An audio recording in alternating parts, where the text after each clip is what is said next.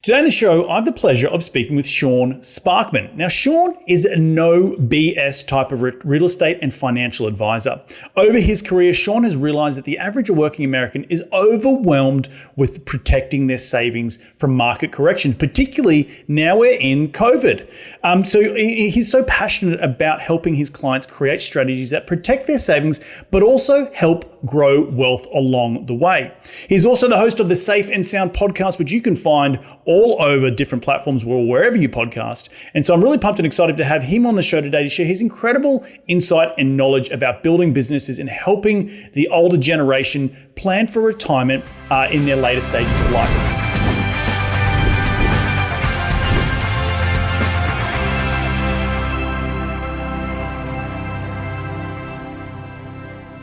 Hey, Reed, thank you for having me today. I'm really excited to be on the show. Mate, thank you for coming. And I know I was a guest on your show a little while ago. I had a cracking time on that show. And we'll get into your podcast and how that helps grows your business. But before we do, can you rewind the clock and tell me how you made your first ever dollar as a kid? Yeah, my first ever dollar that I made as a kid was 11 years old. My parents pushed me to go get a job, kicked me out the door at 11. And my buddies and my cousins and I used to ride our bikes to the local country club that was, about a 15-minute bike ride down the road. And we would go and carry bags for the golfers and, have a good time. And it was interesting to be working at 11 years old, but it was a lot of fun. And they gave you a job being underage? Yeah. Caddying they would let you do because you work for tips, so right. So you're not actually working. Right, got it. You're not legally on the payroll. I love it. Walk us through the journey of where you've come from and that experience of being a caddy into what you've developed today, because I'm sure that's been a bit of a long road to say the least. But maybe share with us any sort of tripping hazards along the way. Yeah, so when I went through high school, I was actually, to rewind the clock all the way back, I was homeschooled until 5th grade. Oh, wow, okay. My mom, she homeschooled us, me, and I'm the oldest of 4, and it was a really cool experience because when I ended up going into school, I was actually supposed to be placed 3 grades ahead, but they still put me in the grade that, the 5th grade at the time. It's that way I wouldn't be, the small kid with all the big kids. And that really gave me, though, a stepping stone in life, because one of the things my parents always taught me was to always read, always learn, constantly be educating yourself, even though I was really hard-headed, which was why my mom ended up putting me in school, because I always go my own way in one way or the other. And throughout life, that hard-headedness, of course, is good in some ways, but it can be a tripping and a hazard in other ways where I can be too hard-headed and too stubborn and, not listen. But that's been one of the things that, like I was telling you before we got on the show, I'm in the martial arts, and I have been for over a decade now. And that's one of the things that really taught me how to, kind of break that hard-headedness and become humble and soft and open in order to be able to learn and understand that no matter how smart you are, no matter how much you can remember, you don't know everything. And you're never going to know everything. There's always going to be somebody bigger, better, faster, somebody stronger, smarter, whatever it may be. And instead, it's about listening to every single person you sit down with. And I forget at this point who told me this, but it was something along the lines of when I first started in the financial services, I was doing nothing but life insurance.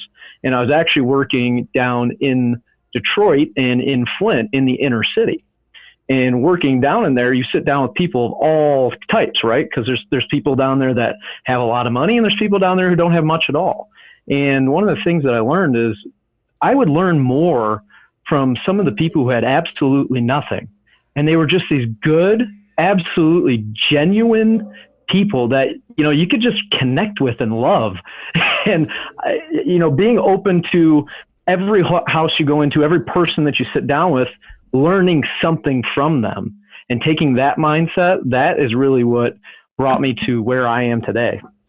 And talk to me about that journey, because obviously you did just start building this business from scratch. You had some experience in the corporate world. So what was the impetus to go out and start your own business? Well, when I was young, like I said, I was homeschooled, and my dad had his own business. My grandfather had his own business on my dad's side, and then on my mom's side, both of her parents and their parents were business owners in Detroit, during the, 40s and 50s. And so there's always this like business owner mindset. But my dad ended up leaving, the business owner world and going into the corporate world when I was young. And so I grew up with him there, but there was always this impetus of like, hey, you should read Rich Dad, Poor Dad, and you should read, Think and Grow Rich by Napoleon Hill. And I was like, 11, 12 years old, and I've read those books many times since then. And so there's always this like, I knew I was going to run my own business. I didn't know what I was going to do. I had a lot of people that pushed me to, want to do like building a martial arts school, that type of stuff. And the whole time I'm working in the corporate world.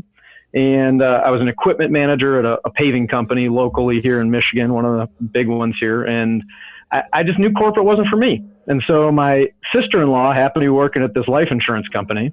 And she's like, hey, you should come check this out.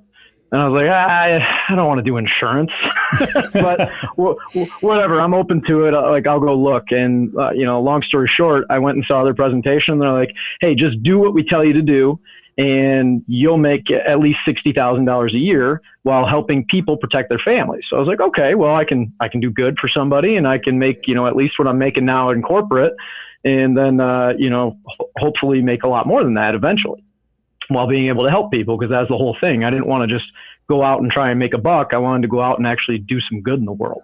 Right. And so I went into there, and I ended up actually making six figures my first year. And, wow. That was really cool. It wasn't what I expected. I just wanted to make what I was making, and helped a lot of people, started building some teams.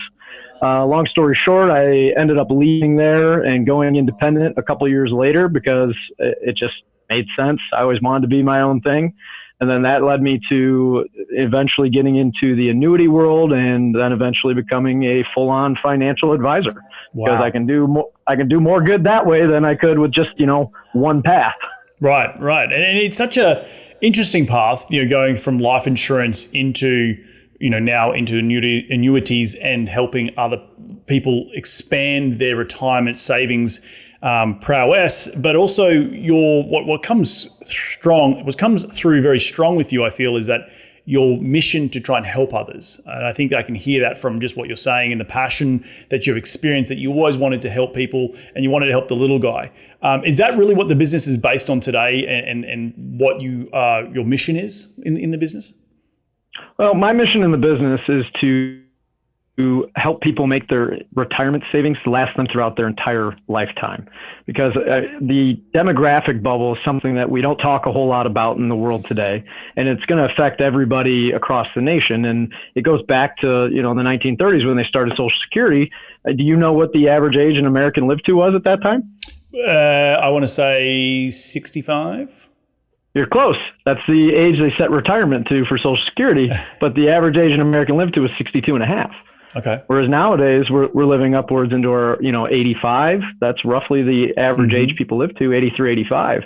That's a huge difference in, less than 100 years. We've never had that before in history, that big of a jump in longevity. And so now we've got people living longer than ever, and, the pension system doesn't exist anymore, not the way that it used to. Back in the 1980s, they created the 401k, and now guess what? The average person has to become an investor, whereas it used to be all the institutional people.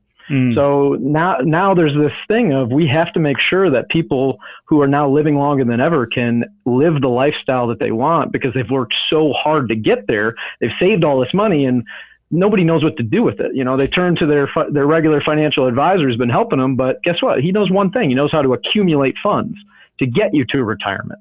The majority of financial advisors, it's kind of like your primary care doctor. If you needed knee surgery, do you want your primary care doctor doing knee surgery on you? I hope not. Probably not if you want to walk again.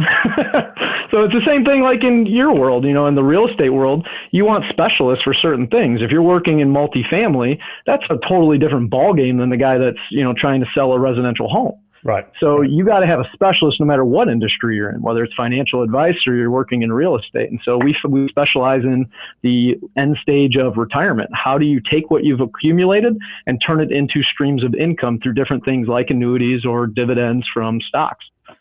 How do you help people before they come to you and say, hey, Sean, I've got all this money I've saved, and there's going to be the other side of the coin of people who, well, I didn't save enough. What advice do you have for me today in order, maybe I've got to go and work for another 5 or 10 years in order to get to that quote unquote retirement stage where I can, live off my savings and live off the decent investments that I've made through maybe some of the advice that you've given them? Yeah, so I get people across the whole range, but the vast majority of clients that come to me are minimum of at least $100,000, and a lot of them are, that $500,000 to $1 million category as far as net worth and assets that they have. I obviously occasionally have people that do have less than that, and like you're saying, the number one thing they have to do is buckle down and start saving. And so, of course, at that point, it may be you have to work longer. It may be that you have to take Social Security at a different time and put it off to have it increase and then continue working, and then just buckle down and save as much as you possibly can. Because the reality is that 20 to 30 years of living in retirement is a long time. And you have to make money stretch a very long time. And if you want to live a certain lifestyle, you have to sacrifice now in order to be able to do that. So, I'm not the specialist for people that have less than 100,000, but obviously I can give advice. The vast majority of people that have 100,000 plus that we end up actually being able to work with and implement a lot of the strategies. And so what are you looking at you spoke about average age of retirement and life expectancy. What's the average income requirement needed in those retirement years that you're seeing if someone has $100,000 or $500,000 worth of net worth? What are they going to need per year to keep them going for the next 20 years in retirement? That's a good question, because the real answer is, what kind of lifestyle do you want to live? Right. So there is no one like, hey, you need 50 grand a year. It's what is it you want? Like, Reed, what do you want out of life? And you went and you built your life on your real estate the way that you wanted to live your life, right? And when you're going into retirement, it's the same thing. And no matter what type of money you have to decide for yourself, do I want to live on 50 grand a year or 100 grand a year? And what kind of life do I want it to look like? And then, of course, that brings into if they have their house paid off, if they have no debt, those types of things. All of that's going to impact how much money somebody actually needs to live on. Right. And if you have less money than somebody else, then maybe you have to adjust your lifestyle to be able to do what you want to do. But the good news is that there's always a lifestyle that can be lived no matter where you're at in life. It's just a matter of making it work for you. And that may mean cutting costs, or it may mean, putting something off to a later time. So you mentioned earlier about annuities and bonds. Do you want to walk us through some of the different vehicles you are using and maybe some of the strategies you're giving to your clients in order to help them maximize that income potential in those retirement years? Yeah, one of the big strategies that we're doing nowadays is the annuity world. And the reason that we're doing that is bonds just aren't what they used to be. So we're replacing the portion of people's portfolios and those bonds that just aren't performing like they were back in the day with annuities. And we can show, and there's a guy named Tom Hegna, he puts videos out on YouTube all the time where he talks about, the death of bonds and the fact that you can make any retirement portfolio better by replacing your bonds with an income annuity. And he can show you. And it's a AAA, they function basically like a AAA rated bond with a triple C rated, yield on the bond with the guarantees of the insurance company that you don't get in the bond world. So that's a huge portion of what we do. Instead of using bonds, we use those annuities in order to make people's portfolios better and give them guarantees that you can't get elsewhere. And then for the rest of it, we do a dividend stock portfolio in order to offset inflation and get more growth in that area. And in that dividend stock portfolio, what are you investing in specifically? Do you have something that you really like or a sector that you funnel people towards, or is it just more of your standard blue chip type of stock investing? No, it's a portfolio of 30 stocks and it's spread across a lot of different industries. There's obviously a big focus on energy, consumer defense, things of that nature. But all of those companies, the main thing that we're looking at is how long have they been paying their dividends? Because the last thing you want to do is get into a company like Ford who stopped their dividend. You get into coronavirus that, of course, nobody saw that coming. And then all of a sudden you don't have a dividend anymore. It completely defeats the purpose of having the portfolio. the whole point is to have companies that are going to be paying their dividends and then increasing them over time. Last thing we want to see is, something static or something declining. So, companies like, for example, Johnson & Johnson that have been increasing their dividends consecutively over the last 20, 30 years, and they've been paying dividends for, 40 or 50 years. And they've got huge reserves of cash. And so when you look at our portfolio, we got through all the companies, there's $158 billion that these companies are keeping in reserves just to pay their dividends. So, if those dividends stop, it ruins the whole portfolio. And so that's the really big thing, is making sure that we have the right companies. Right. And it also ruins the reputation, right, of people like yourself that are saying, well, these guys aren't paying anymore, so thus we're not going to recommend them for our clients in order to go and invest with them because they don't pay that, or they've stopped paying their dividends over a period of time, right? Right, exactly. And the whole point is to get your income increasing, And one of the cool things is like this, for us, the COVID-19 has actually stress tested the portfolio in a way that was actually really good because it proved what we were doing. We actually had a very large increase in income for the people that were in our portfolio, before coronavirus, because as the prices of the stocks went down, well, those dividends that get reinvested purchase more shares at a lower price. So, and your dividends get paid out per share, not based on the price of the stock. It's based on each share that you own. So if you can increase those shares, you increase the amount of income that you're actually receiving. So even though the value of the portfolio, if you were to sell out of it, went down, the income that you're receiving went up. And then obviously, as the stock market recovers, the value of the portfolio comes back, just like everybody else's. Right. What are you seeing as part of the COVID world? Are things changing in the financial advisement industry, that people are needing more access to information, and that COVID has forced that hand a little bit in that industry at all? Well, what I'm seeing is, my main business is almost 100% over the phone and virtually, to be screen shares, videos like this, et cetera. And this is how we meet with clients all across the country. And I do have local clients as well, but really it's a different world. And the nice thing about COVID is that it forced everybody into their homes to start using technology that we've been sitting here and we've had access to. But all of a sudden people have a level of comfort that they didn't have before. Go ahead. No, you go. No, I was just going to say for our business, it's actually been a good thing because it's pushed people to go, well, maybe my portfolio isn't what I need, because along with the volatility of the market, they're all of a sudden going, whoa, I didn't see this coming, because nobody saw it coming. Right. But at the same time, last year when I was going through and teaching people, we saw that there was a setup for some type of correction coming. We just didn't know when, and we didn't know how big it was going to be because we had such a long run in the stock market. A 10-year bull run is historical. Exactly. And you talk about teaching. So what types of teaching do you do? Is it for all your clients, is when you're onboarding them to help them see a little bit under the curtain of what you do in order to make sure that you're maximizing their returns in their retirement years?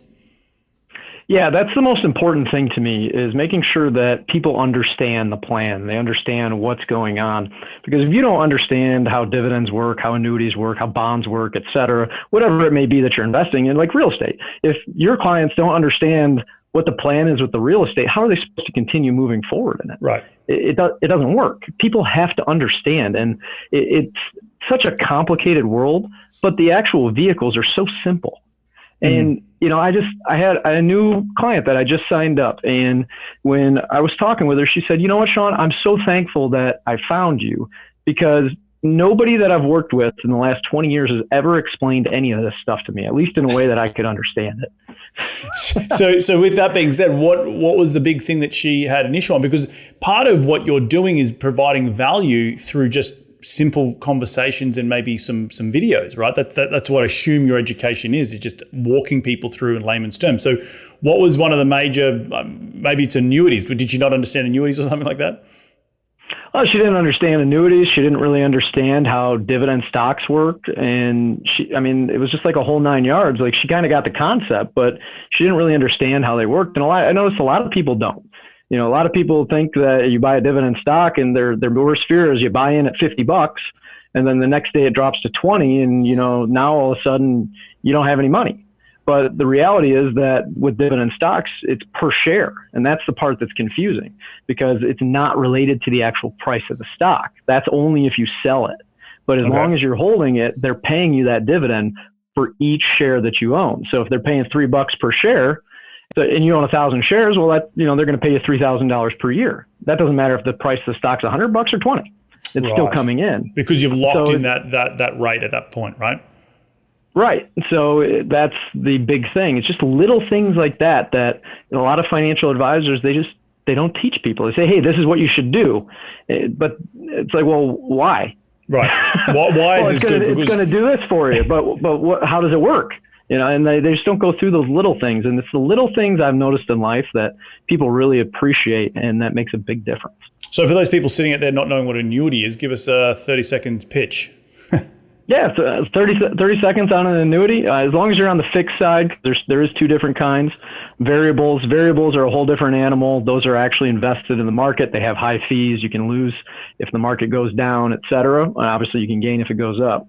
But as far as the fixed side goes, and you're looking at the income annuities, those income annuities will provide you an income for life. So it's a way of taking a lump sum of money and turning it into a cash flow that's guaranteed for life. And of course, it's guaranteed on the back of the insurance company that you're using. Mm-hmm. And so when you're looking at that versus a bond, and you're comparing the two, they are different financial instruments, but they both have a similar thing. Bonds are meant to provide income and provide some safety in your portfolio. But as we saw in 2008, they're just not what they used to be in the 70s, 80s, and 90s. Right. And so when we put those annuities in place, it gives you a lot more security of knowing that lifetime income stream is going to be there. Awesome. I love it. Mate, tell me, what's been the most difficult element of growing your business? You're a young guy. What have been some of the stumbling blocks along this journey to grow your reach, to grow simple things like the educational piece? Like, what is it? Well, it's funny. I was talking to my wife about this just the other day, because the biggest thing that I've noticed, and this is probably true no matter what business you're in, is the people that you have around you, period. Your mentors, the organization that you're going through, you have to have the right people. And I went through a lot of different people in this journey. I started with one insurance company, left there, went independent. And when you're independent, you still have an organization that's over top of you that's helping you, mentoring you, et cetera. And I went through a few different organizations until I found the right people. And I got lucky in a lot of ways. And I like to, say it's all God, because I believe in Jesus and I believe that everything happens for a reason. And he led me to where I am today. And I got the right people around me now. But there was a huge part of time where there's a lot of stress and a lot of, is this right? Is that right? Are they doing the right thing? Are they actually trying to take care of me and my clients, or are they just in it for the money? And when you figure out that some people are just in it for the money and they're not actually trying to help people, that's when you got to get out and go somewhere else. And, business doesn't work if you're not working with people. Like, I know you do the same thing. You're there to not just do well for yourself, but to bring value and help other people. And I listen to Tony Robbins all the time, and I've been listening to one of his books recently, and I love his thing. It's about gratitude. Everything's about gratitude and coming from that place of giving. And if you can give more value to other people than what they give to you, that's where you make a difference. And that's where you can really thrive and build a business. And with that being said, did you notice that other financial advisors weren't giving that layman's terms type of explanation to their clients, and thus confusing them? And you could be the differentiating factor in the market because you are giving that little bit extra help and guidance on the onboarding process? Oh, yeah, 100%. I get those responses all the time. Oh, I didn't know that, or I didn't know this, and I've been with this guy forever, or I've been with that guy for 10 years, and he never told me that. What the heck? Why didn't he explain that to me? It's also good customer service, right? It just makes you stand out from the crowd in terms of, well, you're doing something different, which to me seems crazy that no one else is doing that, because so many people come into this world, they come to the corporate world and they have all this money saved up or 401k and they just don't know what to do with it. And they blindly give it to these financial advisors, not knowing where it's going or why it's going in that direction. And I think that's why financial advisors, at least in my opinion, get a bad rap, because they're not giving the explanation and the education behind looking under the hood. They're just like, yeah, give it to me. I've got you. Thumbs up. I'll make you some money. Where taking the time to, go through that education piece empowers people to know what they're doing and at least be a little bit dangerous, and so they can ask better questions, in the future. How's that stock going? How is that? Well, you told me that one thing about that annuity. Is that coming true? They can keep you on your toes, but they're now educated and empowered because you've provided value, which I think is really, really key. Listening to your story here, and did I leave anything out? No, you hit the nail right on the head. And I tell people all the time, especially when they're in the onboarding processes, you don't have to work with me. You can go work with anybody that you want to. But whether you work with me or you work with somebody else, make sure that you understand what's going on and you get 100%. The education. It's the most important part of the whole thing, because I find that sometimes financial advisors that are offering different plans, they don't even understand some of the parts themselves. That's scary, right? And that is scary. Right. They got somebody telling them, hey, do this, do that, or do this, and they don't know what's going on. And then they're telling you what to do. And so they can't answer those questions. And that's why you have to constantly be educating and learning yourself. That's why you do the podcast. I know for a fact, because I do a podcast, that you learn sometimes more from the guests than you do from even reading the book. 100%, 100%. As a podcast host, I learn. It's nearly like my mentor, actually, for those people out there. So I'll ask you, how has your podcast helped you grow your business in a way through providing a platform of education to your clients? I assume it's helped it tenfold, right? Oh, yeah. The podcast has been absolutely amazing. And it's been a lot of fun. It's created a lot of networks. I get to meet people like you and obviously come on your show, which thank you for having me on the show. This has been really cool. But, as far as like my clients go, I was just speaking with an existing client yesterday and she's like, hey, I listened to your show on dividends that you did, a few weeks ago. And I just had a couple of questions about that, and things like that come up all the time. And then, of course, just being able to network with people that are in my area. I've had some people there that they said, hey, you know what? You could help this person. You could help that person. And just bringing that value of, I've got this one client. I absolutely love her. She's like, I've listened to every single show you've ever done. I absolutely love it. I've learned so much. You're building your tribe, right? There's those raving fans of what you do. Yeah, it's a lot of fun. Mate, tell me, what are you doing between now and the end of the year? We're still in COVID. How does the business look moving into 2021? Business is actually really great. It's been a lot of fun, and it was a little slow when everything first hit. I think that's because everybody was just so shell-shocked. Nobody saw it coming, and everybody got in their house, and they're like, wait, I can't leave?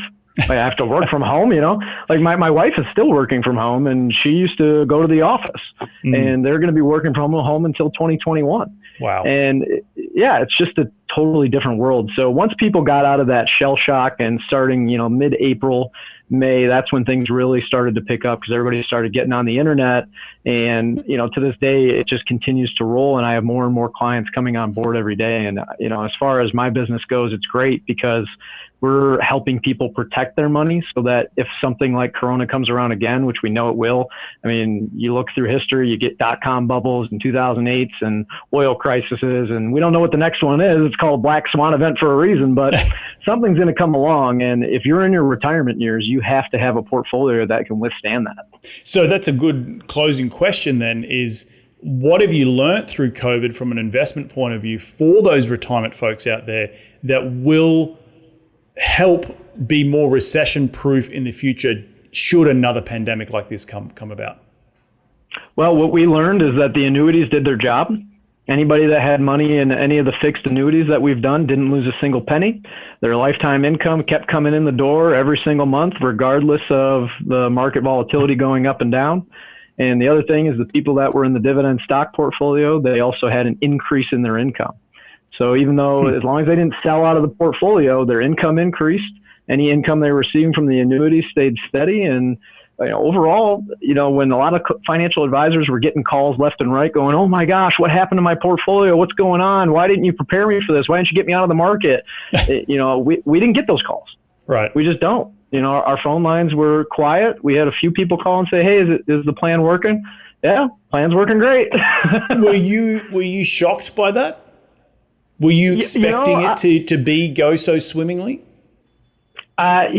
You understand how it works and you know that that's what it's supposed to do. So I wouldn't say I was shocked, but I was pleasantly surprised to really see it truly withstand all the different forces that were placed upon it. That the mechanics behind the investment thesis worked, right? Essentially. Yeah. You know, because I haven't been doing this 20, 30 years. The guys that run the portfolio, they've been doing it 20, 30 years, and they got to see it work during, you know, the dot-com bubble in 2008. But I didn't physically get to do that. You know, like 2006 is when I got out of high school. So I wasn't managing people's money at that time. Right. But I know, being a young entrepreneur myself, and you know, I manage money as well, but in the real estate space, this has been a good you're getting your badge or your stripes. You know, we're going through very difficult times, and that's only going to make our assumptions better. It's only going to make our operations better moving forward, and make sure we are communicating effectively with our clients so they understand what's going on, whether it be good or bad. So I think it's nearly been a blessing in disguise in my mind. It's helped us, at least in our portfolio. Now I can say, yeah, we've come through, or we're coming through COVID. We're navigating these waters X, Y, Z, and we're doing relatively well compared to, say, other investment vehicles. And I'm sure the same goes with your business, that you now have that sort of feather in the cap that you say, no, well, I've survived COVID, right? Yeah, 100%. And, you know, one of the coolest things is a couple of weeks into it, like once the market really took a big dive, I had some clients that called me up and a couple others that texted me, and they were new clients that signed up at the end of last year. And they go, you know what? Thank you so much. Because if you hadn't shown up and gone through all this with us, we would have lost so much. Right. And we're watching friends and family go through it, and, you know, we're just kicked back and we're happy. I'm sure you're getting a lot of referral business from that. So awesome stuff, mate. Look, at the end of every show, we like to dive into the top 5 investing tips. You ready to get into it? Yeah, let's do it. Mate, what is the daily habit you practice to keep on track towards your goals? Well, I love to take my dog for a walk with my kid. He's only a year and a half old. Every single morning, I walk the dog. We take a half hour to an hour walk, me and, you know, the kid in the stroller. And during that time, I take my headset and I listen to books. So right now I'm listening to a Tony Robbins book, but I constantly listen to books and continue to rotate them. Lovely. Like, so having a bit of peace and quiet at the beginning of the morning before you dive into your day, I think that's super important. And really the hallmark of a lot of successful entrepreneurs and investors who come on this show. Question number 2, who's the most influential person in your career to date? My dad. Your dad? That's awesome. Yeah, my dad, 100%. You know, he, I was homeschooled, obviously, and he taught me so much, and he's always been there for me. Everything from sports through all the way through. I actually was working for him in the corporate world. Ah. Yeah, and when I left was right around the time that he retired, and he actually still works with me to this day. So That's he's awesome. he's part of our company. He's just one of those guys who can't sit. So he's like, you know what? I was in corporate as an executive, and let's just take all that experience and roll it into helping people with their retirement money. That's awesome. That's kind of cute, you know, that your dad's helped you get started. You work with him now. You've started your own business, and you can sort of pay it back, which is pretty freaking awesome. Question number 3 is, what is the most influential tool in your business on a daily basis? And when I say tool, it could be a physical tool like a journal or your phone, or it could be a piece of software that you just can't run the business without. So what's the most influential tool? Well, right now it's software like Zoom. I use Join Me instead of Zoom because it's just easier for what I do. But, you know, having the ability to share a screen and do the video if we need to, and show people in black and white, just like I'm sitting there, you know, in the room with them, right, is hugely influential. And it really gives us the ability to actually do the business. You know, before this type of technology, it would have been almost impossible to do all this type of business 100% over the phone. Probably expand tenfold with your podcast and your message and your mission and the word of mouth that people are coming through COVID unscathed with the types of investments you've put them into. So I think it's all going in the right direction for you, mate. So well done. Question number 4 is, in one sentence, what has been the biggest failure in your career? What did you learn from that failure? Biggest failure in my career? That's an interesting one. It would be the the team in the direction that I tried to take it when I was at the insurance company. And it wasn't the right way to go. And it was ultimately what led me to leave the insurance company. And it was a blessing in disguise at the time because it ended up leading me to where I am today. So it wasn't what I had wanted to do. The thing that we were talking about earlier, it's about the people that you're with. Got it. 100%. Got it. Awesome stuff, mate. Look, last question is, where can people reach you to continue the conversation? They want to be in your sphere. They want to find out a little bit more about what you do. Where do they go? Hey, they can go to the podcast, the Safe and Sound podcast. You just put my name in, Sean Sparkman, SeanSparkman. Just stuff it into Google. You'll find me somewhere. I got all the social media out there, so I'm easy to find. And then we also have a website called safeandsoundretirement.net. Got it. Mate. Well, look, I want to thank you for jumping on the show today. I just want to reflect some of the things that I took away from today's show. And I think the first thing that I took away from today's show is that, being humble and learning to be humble through your upbringing of homeschooling, then going into, martial arts and learning to stop being so stubborn-headedness, and then learning the art of being calm and compromise, I think is really, really important. But through that, I think you sounded like you've learned a lot about the value of helping the average person. And you can definitely hear it in the way that you present yourself and the underlying mission that you sort of drives you to get up every day to not help the 7 or 8 figure type of person in the world, the top 1%, but actually helping, the average American access affordable retirement advice through really sound investment vehicles like we just discussed in terms of annuities and dividend paying stock investments, but also making sure that you're leading with the education piece and just breaking it down in a way that you are educating people in a way that they can understand it. So they're not like feeling like the wool's been pulled over their eyes, and they don't have to have a PhD in science or mathematics in order to understand what they're doing. And I think that there is a differentiator for you, but also helps attract a certain type of client that I think is going to make you successful for years to come. So mate, did I leave anything out? No, you're doing good, Reed. Absolutely wonderful. Thanks again for having me on the show. This has been a great conversation. Awesome, mate. Well, look, enjoy the rest of your week. We'll catch up very, very soon. And remember, wash your hands. You too. Well, there you have it, another cracking episode jam-packed with some incredible advice from Sean and how he is helping shape the average American's retirement vehicles once they hit retirement age. If you do want to find anything out about Sean, please head over or just type his name into Google. As he said, stuff it into Google, Sean Sparkman, and go to the Safe and Sound podcast. It's all over iTunes, or it's all over the web. It's very easy to access. I want to thank you all again for taking some time out of your day to tune in to continue to grow your financial IQ, because that's what we're all about here on this show. If you do like this show, the easiest way to give back is to give us a 5-star review on iTunes. And we're going to do it all again next week. So remember, be bold, be brave, and go give life a crack.